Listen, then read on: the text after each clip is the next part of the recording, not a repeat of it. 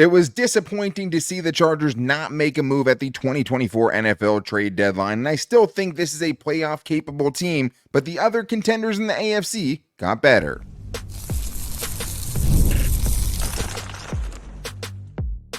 You are Locked On Chargers, your daily podcast on the Los Angeles Chargers. Part of the Locked On Podcast Network, your team every day.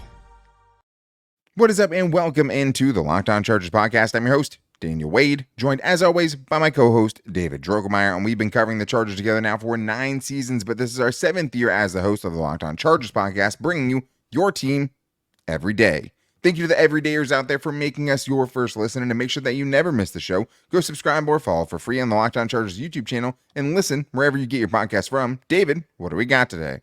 Well, Daniel, there were some conversations out there that the Chargers reportedly had about trying to make some moves, but unfortunately, none of those actually materialized. So the trade deadline came and it went, and the Chargers stood pat. But other teams in the AFC did not. They went out there and they made moves to improve their football team, which I think makes it a little bit more disappointing in that fashion. One of those players that the Chargers missed out on was a former friend, Mike Williams. And did they make the right decision not making the deal to bring Mike back to the Chargers? A 5th round pick is a little steep, David. This episode is brought to you by PrizePicks. Go to prizepicks.com/LockedOnNFL and use the code all lowercase LockedOnNFL to win $50 instantly when you play $5. David, I wanted to be here having a live show about the Chargers making a big move at the deadline, but the closer we got to the deadline, the less it felt like there was a big move to be made or that they would make one.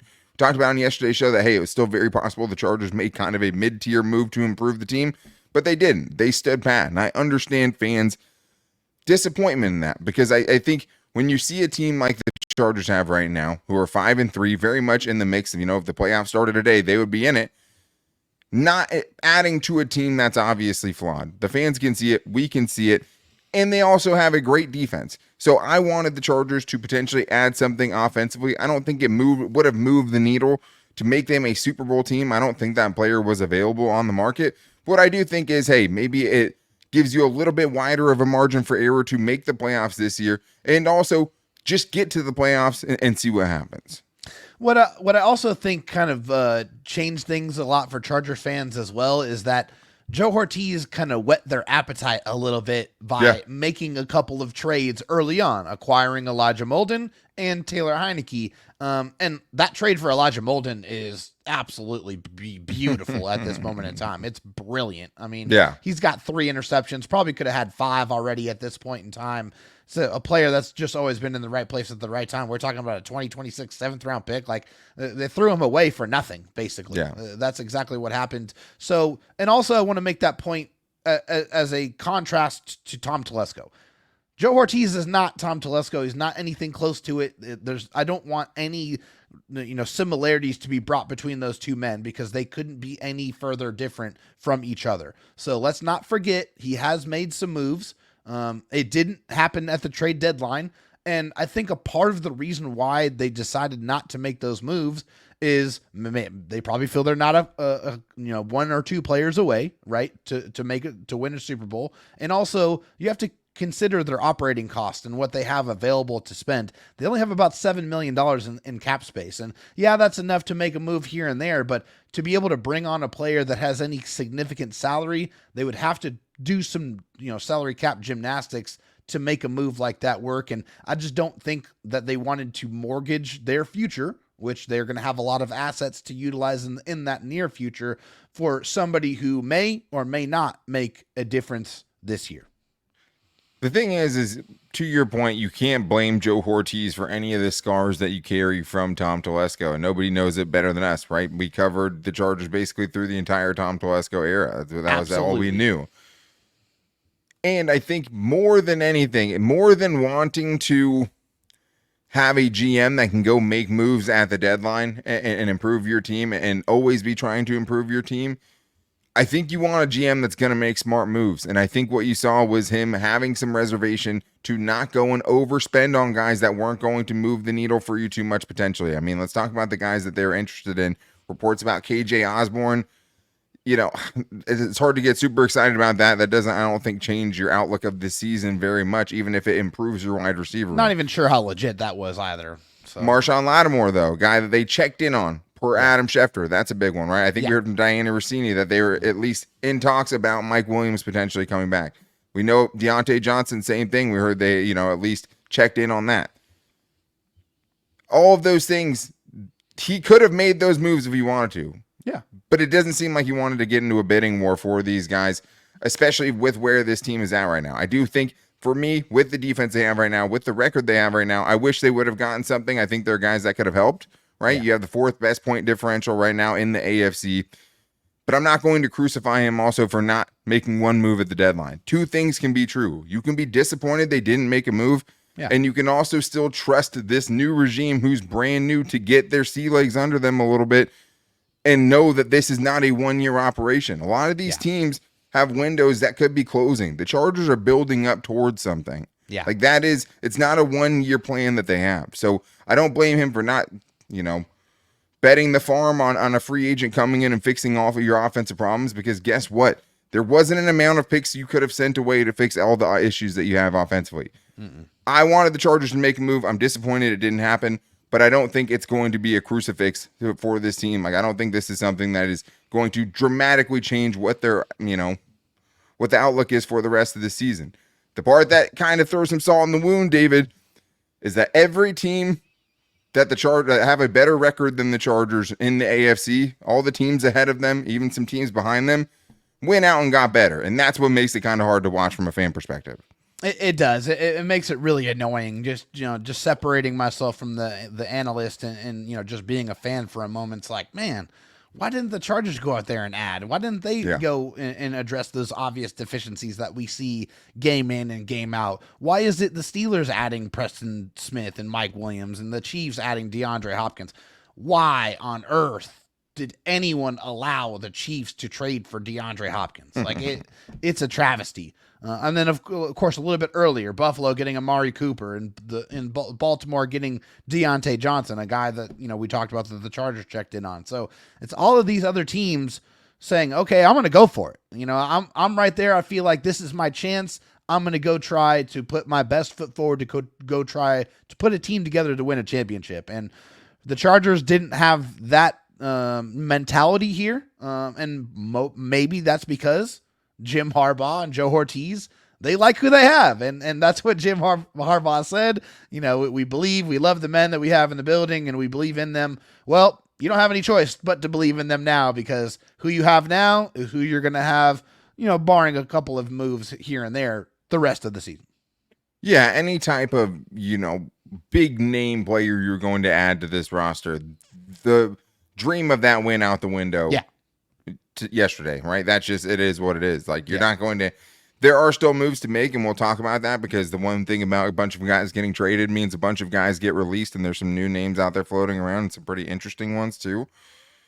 But that being said, you didn't get an Amari Cooper like the Bills got, right? Like, you didn't get somebody you feel like, or you're not going to probably get someone that you feel like is going to move the needle for you and have a huge impact. I don't think a lot of these guys are going to really, move the needle potentially for these teams either. Like, these are teams that are working potentially in smaller windows that feel like they have to do something this year. The Chargers could have gotten better with some of these guys, right? The only team above them that didn't make a move was the Texans, and they traded for Stephon Diggs in the offseason. And obviously he's hurt now, but they already made their big move. So I think the hard thing is, it does feel like when you see all these moves happening that potentially they are widening the gap. Yeah. You see a Bengals team, right, that has a worse record than the Chargers, going at 4-5 right now. They're making a move to try to make a push, and they're not even over 500. Those are the things that's like, man, it feels like you wish you were in the arms race just to kind of be in the arms race, just to say you could did it to a little bit or to a certain extent.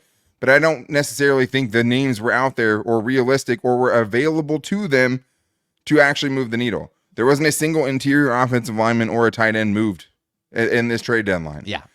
Those are like two of the, top three things they could have added. And they just, it wasn't happening. It takes two to tango.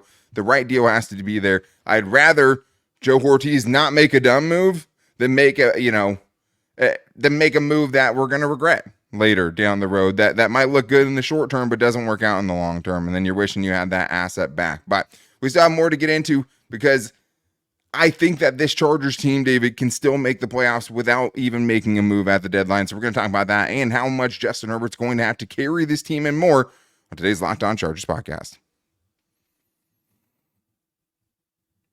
First, I'm very excited about having Ultimate GM back. Hey, Chargers fans, remember our great partner, Ultimate Pro Football GM. Well, they're back and they've added an amazing new game mode that I need to tell you about because the game has you step into the shoes of a football franchise GM and lead it to glory. And it now has a head coach career mode. So on top of getting to build your dynasty by drafting players, signing free agents, and hiring coaching staff, you also get to call offensive plays during the games as well. This is a huge addition to this. I mean, I loved running my team into the ground in some years and then trying to get better, but it is cool that now you can even call those plays. Additionally, you'll get to dig new tools that you can work with, such as individual training camps and upgrade a negotiation system. And the negotiations are so fun. Deciding whether you want to take a high character guy who has a bunch of skill, right? Or you take a guy who's maybe a little below the radar, but like the Chargers, actually, follows the rules and doesn't have any off the field, concerns. Because in this game, there's everything. There are big off the field concerns and they can come back to bite you in a real, big way. That's one of the things I love about Ultimate Pro Football GM. But they have a special offer for Locked On fans. You can use the promo code LOCKEDONNFL, all caps, inside the game store to receive a free boost to your franchise. Make sure you get it, as this perk will jumpstart your play and give you the advantages that you want while you're creating a dynasty. This is big. This will get you past a lot of the hard part. To download the game, just visit ultimate-gm.com, ultimategm.com, or look it up on the app stores. Ultimate Pro Football GM. Start your dynasty today. I also need to tell you guys about PrizePicks because PrizePicks is the #1 daily fantasy sports app with over 5 million active members, and it's the easiest and most exciting way to play daily fantasy sports because unlike other apps, it's just you versus the PrizePicks projections. All you have to do, pick 2 to 6 player stat projections and watch the winnings roll in. You don't have to worry about picking a lineup and hoping the other person that you're going up against doesn't have 7 of the same 10 players that you have. One of the other great things about PrizePicks, you can now win up to 100 times your money on PrizePicks with as little as 4 correct picks. PrizePicks is also the best way to get action in most states, including California, Texas, and Georgia. And there's some ones that I like for this weekend's game. You can go with Justin Herbert, more than or less than 226.5 passing yards, which he has done 4 consecutive games in a row. And you can add that to J.K. Dobbins rushing for more or less than 71.5 yards rushing. That's as easy as it gets. You do those, you hit on those, you win. Download the PrizePicks app today and use the code LOCKEDONNFL and get $50 instantly when you pay $5. That's code LOCKEDONNFL on PrizePicks to get $50 instantly when you play just $5. You don't even need to win to receive the $50 bonus. It's guaranteed. PrizePicks, run your game. All right, David, well, let's get into more about this trade deadline and what it means for the Chargers as far as their 2024 outlook. Because one of the things I know we saw a lot of people when we put out a mailbag post was just the general kind of consensus, the vibe on Chargers Twitter today was down bad, right? It felt like people feel like this was something that is going to kind of doom them this season and really kills their chances potentially even at the playoffs. So I guess the first question that came to mind was this, David. Can the Chargers still make the playoffs even though they didn't make a move at the deadline? Absolutely they can. I mean, you sit here with the Chargers and you have one of the best defenses in the NFL and one of the best defenses the Chargers have had in 15 years. And they're legitimately good. And yeah, maybe there's some naysayers out there really good defense or really good offenses that have they played that they've shut down, and I think there's some credence to that. But the opponents that they have played, they have dominated. Okay, they have not given up more than 20 points in any of the 8 contests that they have. So that is a massive asset for the Chargers to have. Because we've seen it where the Chargers have had the #1 defense and the #1 offense, and still did not make it to the playoffs. And so, right now the Chargers definitely don't have a #1 offense. There's definitely big deficiencies there. But the big difference, the special teams unit is much, much better than it was in that year than it is in this year with Ryan Ficken. So a big difference there. But Justin Herbert's playing great football. I think that's a huge part of it. And the fact that that defense is going to keep them in a lot more games, I think, is a big reason why you should have confidence that the Chargers still can make the playoffs this year. Yeah, I think it's really about a numbers game, right? To me, this is what it looks like. The Chargers have 4 really winnable games still left on their schedule this year. And I think 10 is probably the magic number. I think 10 gets you into the playoffs, especially how bad most of the AFC has been so far this year. You have 4 very winnable games that you will probably go into as the favorites against the Titans, Broncos, Patriots, and Raiders. Let's assume you win all those games, which, a hard assumption to make, but the Chargers have beat the bad teams they played all year, and I think the Broncos are kind of fraudulent, and the Chargers already beat them. Yep. And now you get them at home instead of in Mile High where it's tough to play. That means you have to win one of the Bengals, Ravens, Chiefs, Buccaneers, or Falcons. You basically have to just not go on a 5-game losing streak during the hardest part of your schedule. You want Jim Harbaugh to win the games you should win and beat the teams that are worse than you, but you also want him, so unlike Brandon Staley over the last couple of years, you feel like you have a chance against the teams that are actually good. But so far this year, the Chargers have only beat one team that's over 500, and that's the Broncos. And every other team they've lost to, right? So they still have to prove that. I think they can. I think they will pull an upset. I don't think they're going to go 0-5 during that stretch. But it shows you how important this Titans game is, and it also shows you how important these easier games on the schedule are. They basically have no margin for error, and they're going to have to pull off an upset or two to get in, but I definitely think they can still do it. Still also kind of feels like they're a tackle injury or a Ladd McConkey injury away from it potentially crumbling and looking even worse. So let's get to this next voicemail here about Justin Herbert, because I think this hasn't necessarily played out offensively the way that the Chargers thought it would as far as what they're going to need from Justin Herbert. Hi, Daniel. Hi, David. So we see that the Chargers are not able to get anyone after the trade deadline has expired, but the offense has looked much better over the last 2 games, and the defense is top-notch. So the question that I have for you two, how much is Justin Herbert going to have to carry the Chargers in order to take this team to the playoffs? It's a good question, and I think it's fair because that's all we've seen in Justin Herbert's career is Justin Herbert carrying the Chargers.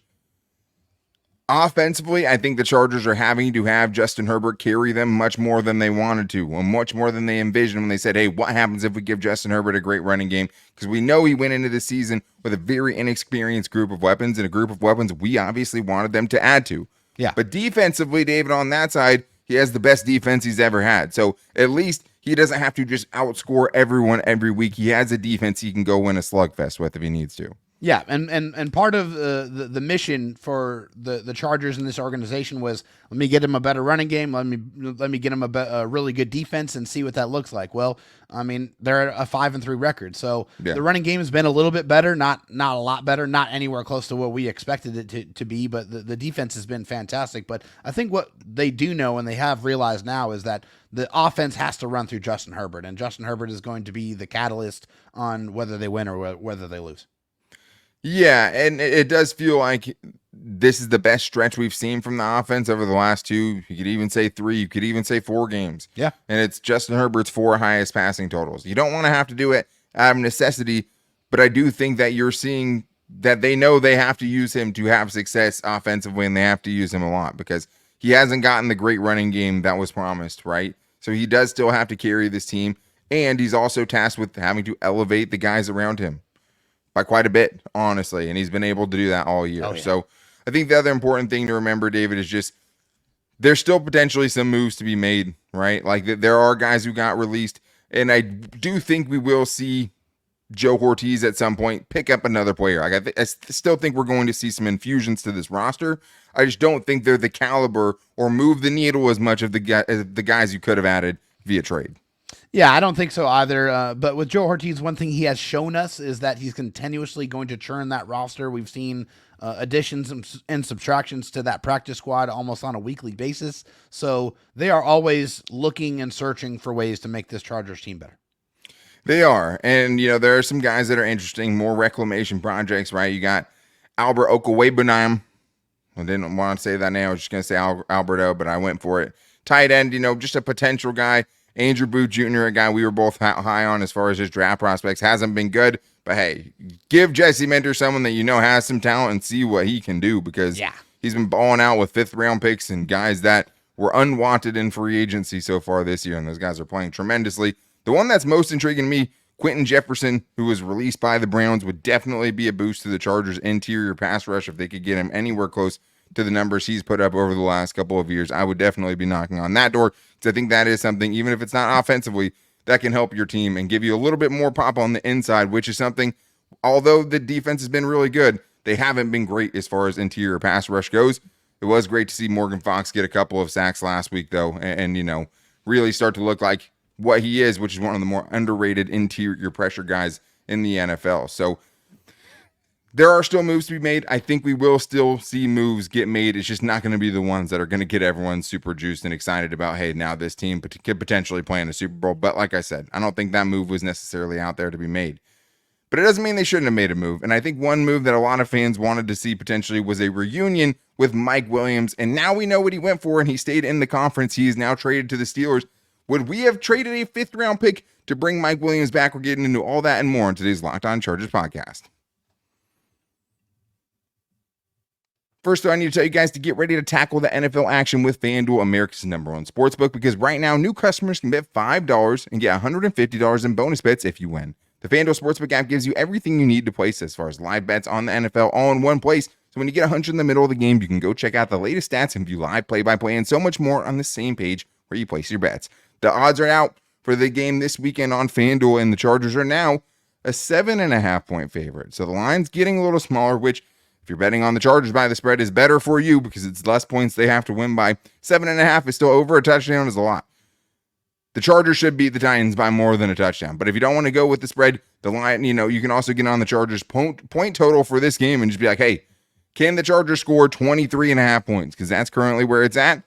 Titans have a pretty good defense, but they've been a disaster almost everywhere else. The Chargers might be able to get some help from their defense and scoring in this game, hopefully, too. But if you guys want to get in on that action this weekend, just visit FanDuel.com to join today. You'll get started with $150 in bonus bets if you win your first $5 bet. That's FanDuel.com. Never waste a hunch and make every moment more with FanDuel, an official sportsbook partner of the NFL.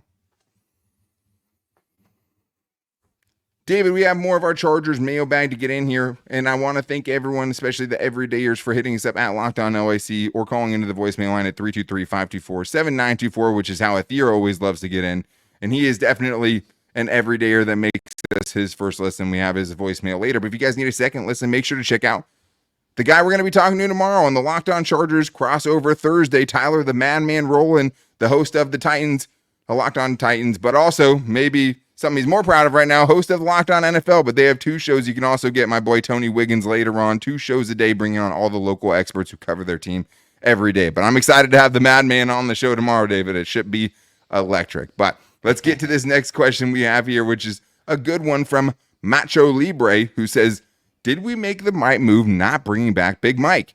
Would it have messed up the current chemistry that's being built? Either way, in Harbaugh, I trust. David, this is a guy we're always going to root for. Were you rooting for the Chargers to trade for him or thinking they should have once you saw what the price tag was?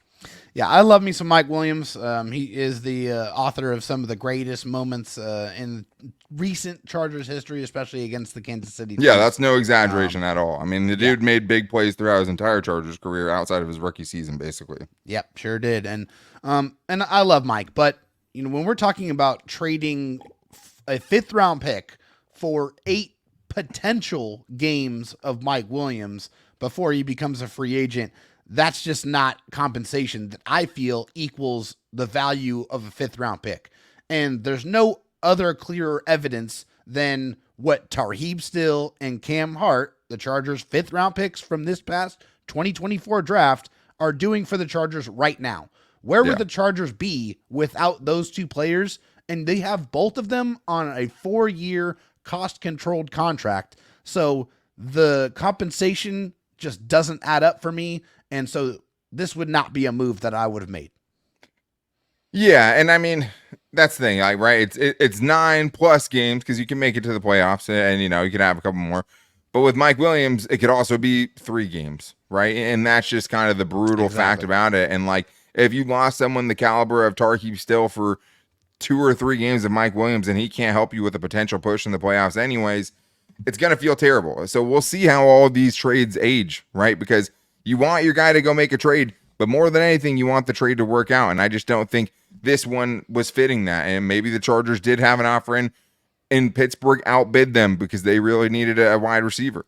Yeah. It's hard to say, right? But I also don't think that Mike Williams was going to fix a lot of what the Chargers' offensive issues are. Could it have messed with the chemistry? Yeah, potentially a little bit. It's another guy you're trying to work in. Other guys who have been getting more of a rhythm are going to get less snaps. We'll see how that works with DJ Chark. It's a lot to change in an offense in 1 week if that had happened this week. At the same time, they have been running a lot of back shoulder throws, right? We know he would instantly become the biggest red zone threat on this team. So there's pluses and minuses. But yeah, for a 9-game rental, a 5th-round pick, I don't know. I would definitely have to pass on that because I just don't know if that's worth it, especially for a team that's building something for the long term, not just for 2024. But let's get to this one from Edward Matias, because I know he similarly feels kind of about adding to this team like I did and was talking about yesterday when he says, we have caught lightning in a bottle with our defense. Knowing our offense could be better, why didn't we upgrade or bring in more talent before the trade deadline? Also, with the success of Justin Herbert passing, will Greg Roman change his philosophy and pass more? So we've talked a little bit about that latter part of that. And yes, I mean, I think he's already shown you that the philosophy has changed because Justin Herbert's been throwing the ball all over the place for 3 weeks now. It still has to sustain itself, but I would lean towards yes. As far as the first part goes, David, that is one of the tougher parts of this, right? Because the defense is the strength of this team. The offense has more obvious flaws and holes. So you were just saying, hey, like, get to the playoffs, and who knows with this defense, right? Like, we're going to know a lot more about this defense in a month when they have the hardest teams and some of the top, high-flying NFL offense coming in, teams like they haven't seen so far this year. Yeah. But get into the playoffs with that defense and see what happens, and maybe you can have an offensive player that gets you a little bit closer to your offense being as good as this great defense has been. Yeah, I mean, it would have been nice to see the Chargers bring in a receiver or bring in a tight end, but like you mentioned earlier, nobody was able to acquire a tight end, or nobody traded a tight end, and nobody traded any interior offensive linemen at all. No guards, no centers, nothing like that. So those are just position groups that are really hard to acquire in the middle of the season because whether you're in it or not, those are positions that teams need. So, I think it was just something that didn't line up for their vision of what this team is going to be and for what they are still continuing to build in the future. And I put a tweet out there just saying, hey, like, let's remember, guys, like the Chargers are going to have $75+ million in cap space this offseason and probably about 10 or 11 draft picks, including their comp picks that they get awarded. So this is not a completed vision. This is just the beginning part of the Jim Harbaugh layout. And they're still trying to add pieces to that. And that's going to be a continuous process over the next probably few seasons. Yeah. And all that's true. But that being said, like, that doesn't help you this year, right? That's all great. But as far as your chances to do something this year, that doesn't help you. And it is hard, especially if you have someone like Jesse Minter who might be leaving for another job. Hopefully not. To know that you're going to have this good of a defense. I would say, hey, the good part of it is when Jim Harbaugh was the coach of the 49ers, they had defenses every year. That's what they were known for. And basically everywhere he's been, with no matter who the coordinator is, that team is going to have a good defense. But this defense has a chance to be special. We have to let it be special first, right? Let's see what this looks like as a whole once we see the entire season.